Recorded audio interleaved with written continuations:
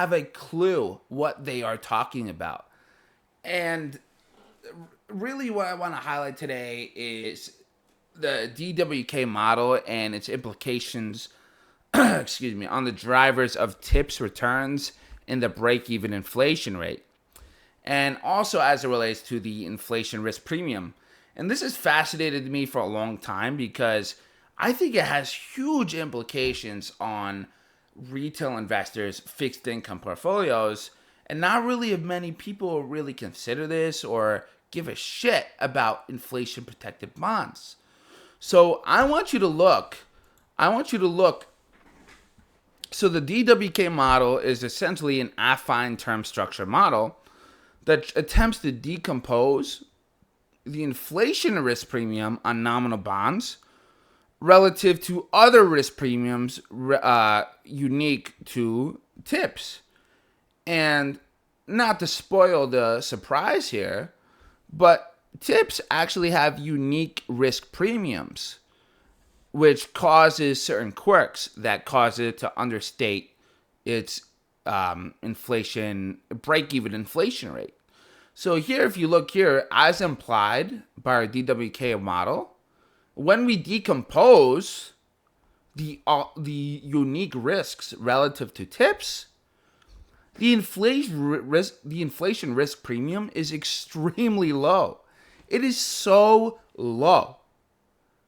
It is extremely low. And why was this important?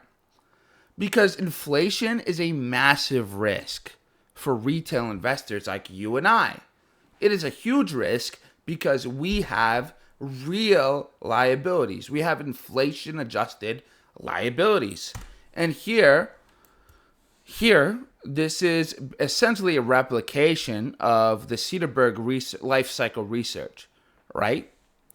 Stocks have massive dispersion in returns, right? And yet, when we measure a stock's so how the Cederburg research works, it essentially measures a couple's utility of consumption and bequest. They want a stable utility path plus a high bequest. And stocks, despite their massive dispersion in returns, and they also use a block bootstrap model, despite their massive dispersion in returns relative to more bond or bill heavy portfolios, they generated the highest utility of consumption and bequest, as measured by our certainty equivalent ratios. And why is that? Why is that happening? Well, the reason why is because the stock returns, they tended to mean revert in real terms, meaning that periods of poor stock returns were generally followed by periods of higher stock returns. And when we look at our nominal bond counterparts here, heavier bond allocations, they did not have that same property. They tended to mean avert in real terms, meaning that periods of poor bond returns were followed by even more periods of poor bond returns. And why is that? It's driven by inflation. When inflation is really bad, bond returns don't have that mean reverting tendency. And that is something that tips returns do have. And why? Why is that happening? The poor return on bond markets, it kind of indicates a market inefficiency, right? Because the bond returns are so abysmal, why are people investing in them? Well, it could be attributed to heterogeneity in asset allocation, in risk preferences, because intermediaries, for example, when you look at an intermediary, they have nominal liabilities.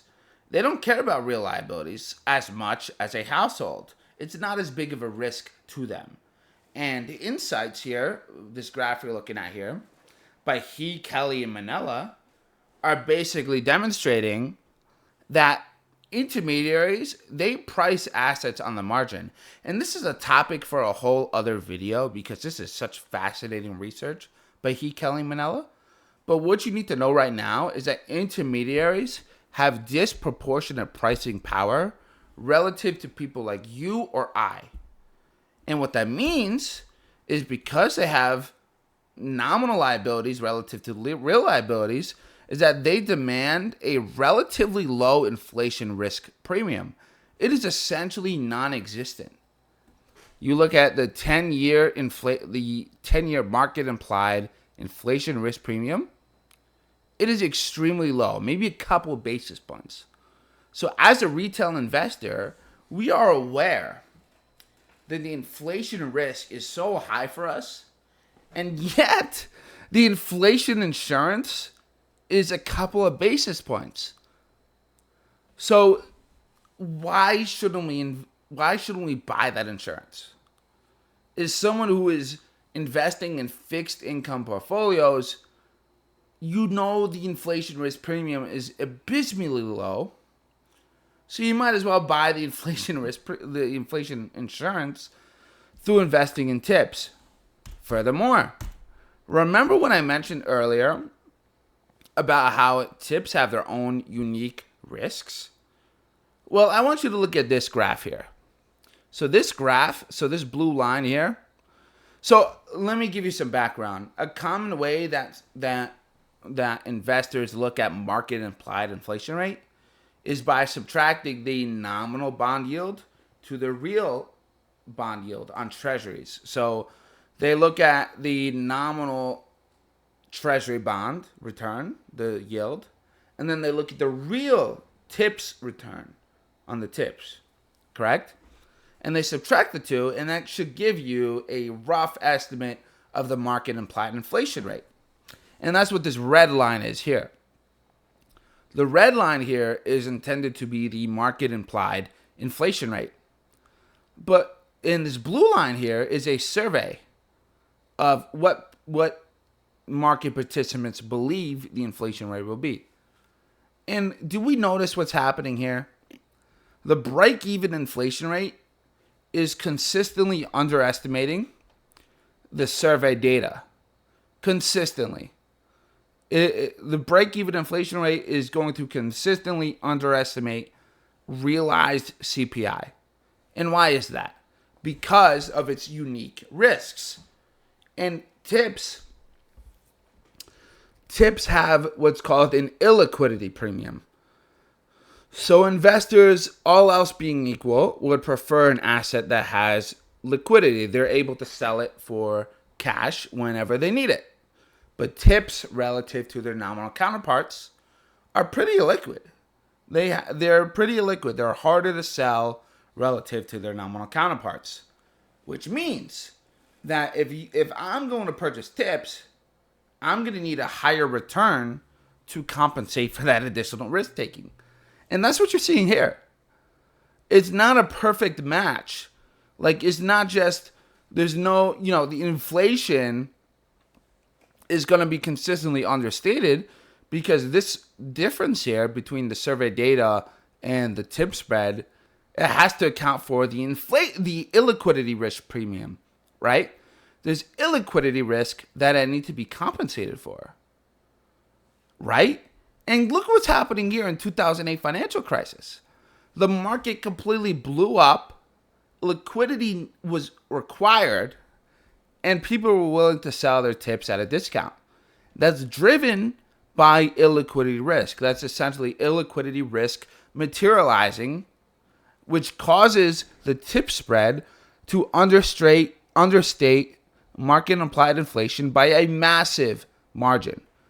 So, if you're using tips as a means of estimating market implied inflation, you have to consider the illiquidity risk premium. And here we go. This is even more evidence of the illiquidity risk premium. Basically, DWK uses metrics like bid-ask spread to estimate what what amount of the tips returns is attributed to bid-ask or illiquidity relative to other measures. And you see, it explains most of the tips returns pretty well. Pretty well, right? Illiquidity is a huge deal for tips returns. And inflation It's so cheap. The inflation protection is so cheap, and you get the added bonus of illiquidity.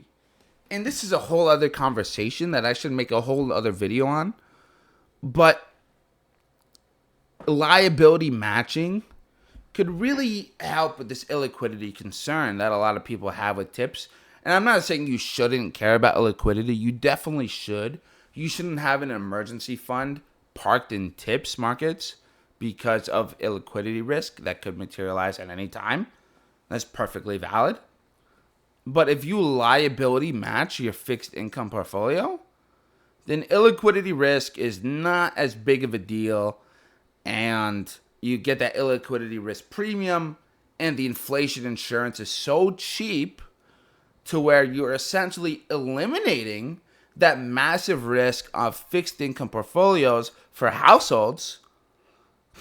And you get you this is such a perfect risk off allocation. I'm a huge tips fan. If you couldn't tell already, tips are amazing for people looking to eliminate risk within their portfolio. Fixed income is actually very risky, as shown here. Fixed income is very risky to households due to that mean reversion in real terms. But the tips returns have that mean reversion in real terms due to the fact of their real payoffs.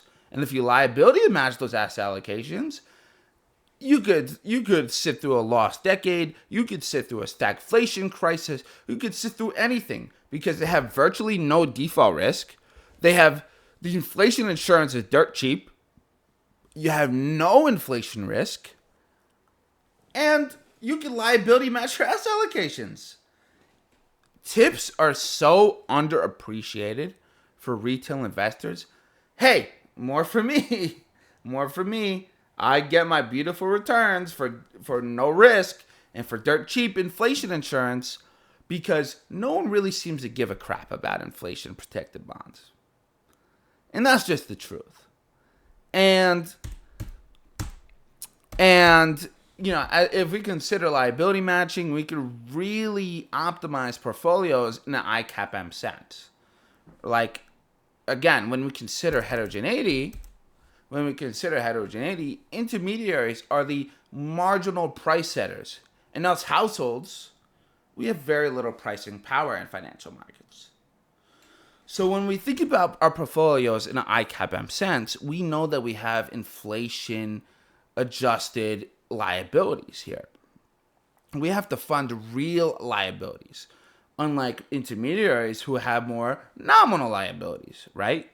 So when we think of our portfolios in an ICAP-M sense, we know that we have more exposure to inflation risk relative to the average investor, which is a dollar-weighted average of all market participants.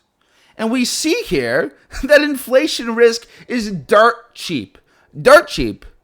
And we know that inflation is such a massive risk for households. So it is such a no-brainer to me that we invest in tips. Barring liquidity risk, it's a big deal, liquidity risk. I'm not saying, put all of your fixed income portfolio in tips. What I'm saying is, if we properly liability match our asset allocations, and we could, just think about it in an ICAP-M sense. We got to consider our liquidity needs. We got to consider our inflation needs. The inflation insurance is so cheap. We know it's a big deal for us, but not for intermediaries who are pricing assets on the margin. It's a no-brainer. Most of my fixed income allocation is in an index fund referred to as LTPZ. That is not financial advice. I'm not saying you should invest in that. But to me, it is such a no-brainer due to the fact that the inflation risk premium is so cheap and due to the fact that inflation is such a massive risk for retail investors and due to the fact that there's there's heterogeneity in desired asset allocations, which are dominated by intermediaries, which have nominal liabilities, who don't really give a crap about inflation. So that is my thoughts on tips, my thoughts on DWK. Let me know what you guys think in the comment section. I think tips are very underappreciated, and I would love to hear your thoughts about it in the comments.